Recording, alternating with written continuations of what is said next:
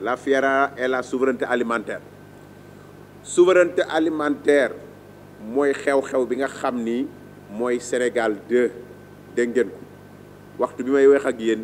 fukk ak juróom-ñaari chef d'État ñu ngi ci réew mi 60 chefs de délégation ñu ngi fii ci Diamniadio di ci wax di ci sottante ay xalaat waaye damay ne doyut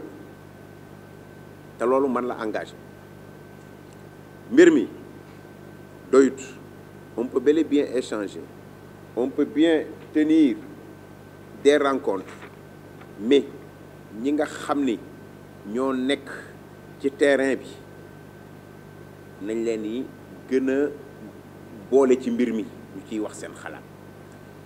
Pays mënta émergent te amul souveraineté alimentaire defe naa ni yàlla bu ñu wanul lépp it am na lum nu xoy bu dee dégg ngeen olof am na lum nu xoy tuuti ci Covid bi. lépp a seer bu ñu demee daaw ci FIARA bi ba saaku repaasu 40 kilos di jar ay 13000 am ñu koy mbapat di ko jaayi 15000 xam ngeen di réew mi tas na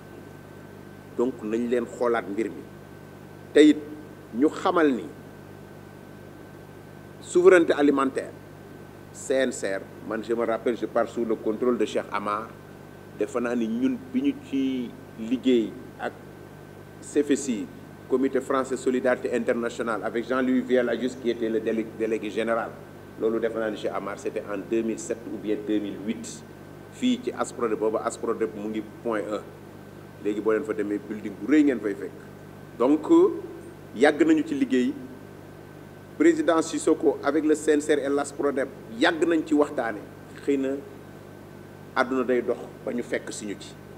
kon li ñuy def rek mooy tàllal ñëpp suñu loxo ci FIARA bi nga xam ni je dis FIARA bi nga xam ni date bi c'était du 23 février au 19 mars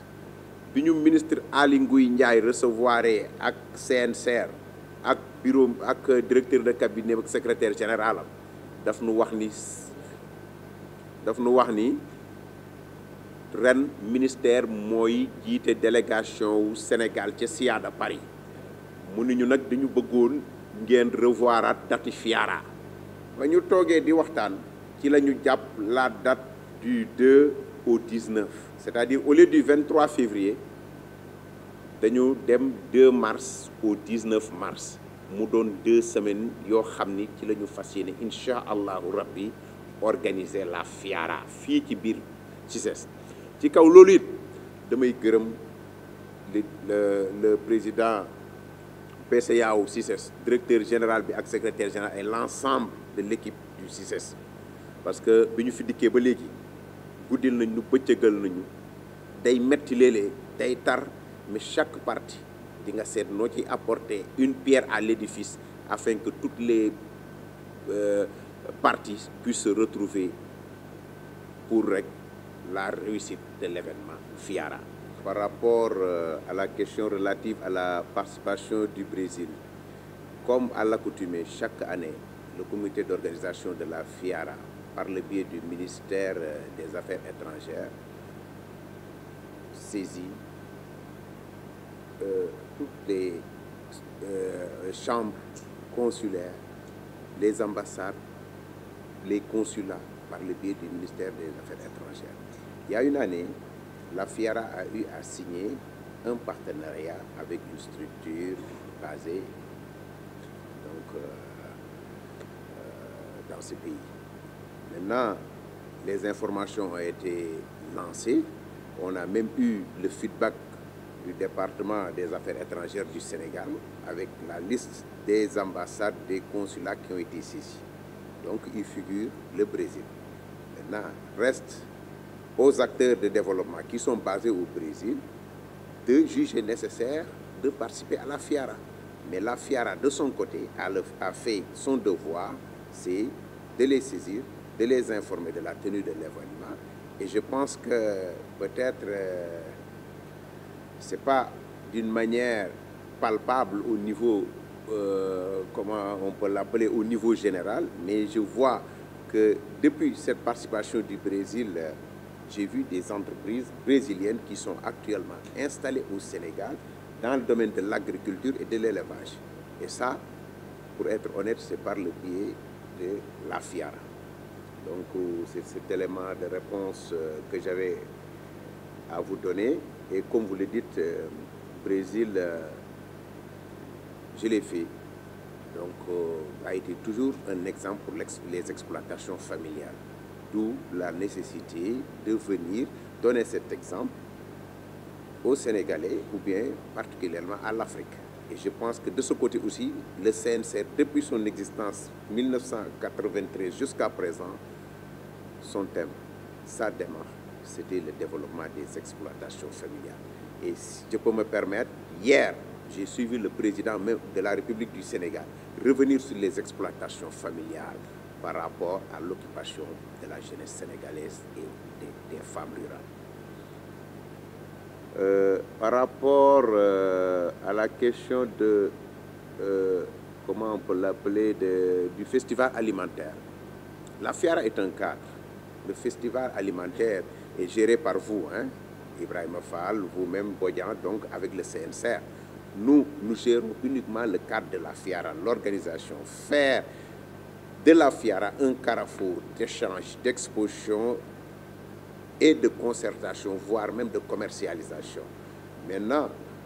avec le CNCR et le comité d'organisation alimentaire qui est géré par M. Fall Ibrahima, ils ont jugé nécessaire d'exploiter l'événement de la FIARA pour mettre en exergue le festival alimentaire. Et je pense que depuis que ce festival est lancé, maintenant, la coordination a commencé à sillonner le tour du Sénégal afin que ce festival soit organisé dans toutes les régions du Sénégal. Et je pense que si vous regardez l'Internet, il y a vraiment du palpable qui est dedans, hein. Donc on a vu que maintenant les populations rurales commencent à s'engager sur ça afin que nous puissions consommer ce que nous produisons ici. Donc bu ñu demee ci FIARA ñaari at comme ni ngeen ko gisee CICES moo ñu abrité yàgg nañu suñu ay partenaires lañ, je parle sous son contrôle. CICES da ko doon def par ñaari at mais dañu dem ba dafay rey événement bi parce que nag tey un exploitant pour mu bay dund nga war a bay ren toog xaar ñaari at pour mën a am loo mën a yóbbu sa kër, loolu musiba lay doon. Je me rappelle il y a en 2008, je parle sous le contrôle de Serigne Abdoul Aziz Mele, am na soxna soo xam ne mu ngi boot doomam fekk ma ci bureau FIARA fii ci biir CICES gii mu ñëw di ma tàggu di ma ñaanal. Ma ne ko waaw loo ñuy ñaanale nii mu ni ma dem leen di ñaanal parce que man li may dunde ci at bi yëpp ci FIARA bii laa koy jëlee kon yàlla def na ma ñëw fi participer jaay naa li ma fi indi woon yëpp maa ngi dem tey ñaan yàlla wane lay waat ñu déwén. Kooku boo ko bëggee xaarloo ñaari at da nga koy lor, dootul am marché wala commerçant yi nekk ci diggante bi di def intermédiaire ñooy rey baykat yi ba ñu dee wit. Loolu mbir la. Bu ñu waxee ci festival alimentaire, mon ami Tidiane Sow yow yaay festival alimentaire yaak Bodian ak Fall Ibrahima Fall. Festival alimentaire ñun FIARA cadre lañu, day mel ni salle bi rek nga fekk ko mu daal di vide nga ni dama ciy def festival alimentaire. Man nag yàgg naa organiser festival alimentaire ca Cité des Sciences ñu koy wax ca Paris la fa la festival alimentaire demee commencé ak le CFSI, comité français développement solidarité internationale ak SOS Fin ak Belgique def nañ ko fa. Mbir mi di dox ba yegg si ci CNCR ñu di ko def fii kon loolu ci sant yàlla la. Kon ñun cadre lañ leen di jox. Gis nañu nit bi ngeen ko commencé di piloter ba léegi yàlla mu ngi ciy daw def tawféex mu ngi développé parce que gis nañu région Sénégal yëpp yéen a ngi koy commencé di ko sillonné ba baykat yi di gis seen bopp ci comment ça s'appelle ci kii festival alimentaire. Du ñu def lu dul continuer di leen encourager gën leen a tàllal suñu loxo heure boo leen ñu soxlaa ñun ñu ngi seen wet parce que ñun kuy wax développement ñun ñu ngi ci biir tey dara ñoruñu lu dul Sénégal ak développement Sénégal. Doomi réew mi lañ, lu jëmale kanam réew mi ñu nga ca kanam, waxuma la ca gannaaw waxuma la ci digg bi, ci kanam la ñuy toog parce que kenn gënuñu fee dëkk. Bodian, mon conseiller en communication, cherté des stands 1999 ba tey prix Fiara stand yi mësta changé booba ñu nga obélisque fële ca Colobane jóge nañu fa ñëw fii ci CICES kii mooy secrétaire général CICES yàgg nañ ci liggéey ci Fiara mën naa ni la ci ñi créé Fiara ci la bokk ci conseil yi waxtu bu nekk dox nañ ko bu ne tëdd nañ ko avant Fiara di juddu donc prix yi mësta varié